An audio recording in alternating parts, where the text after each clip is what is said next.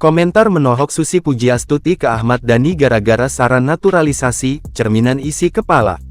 Mantan Menteri Kelautan dan Perikanan Susi Pujiastuti turut berkomentar mengenai saran pemain naturalisasi yang dilontarkan Ahmad Dhani. Ia pun memberikan komentar yang cukup menohok atas saran Ahmad Dhani. Saran tersebut dilemparkan sang anggota DPR RI itu dalam rapat bersama PSSI, Rabu, tanggal 5 Maret tahun 2025.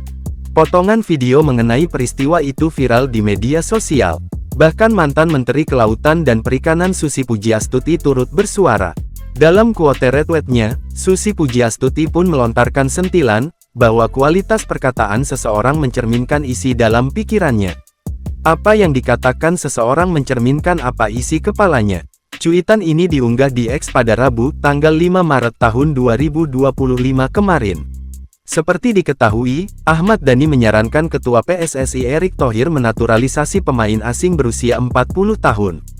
Alih-alih turun bermain di lapangan, pemain naturalisasi tersebut dijodohkan dengan wanita Indonesia.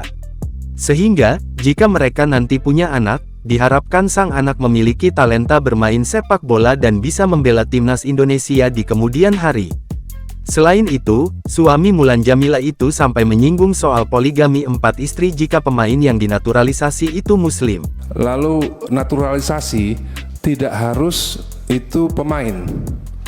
Bisa juga misalnya pemain-pemain bola yang sudah di atas usia 40, itu bisa juga kita naturalisasi pemain bola yang hebat, lalu kita jodohkan dengan perempuan Indonesia.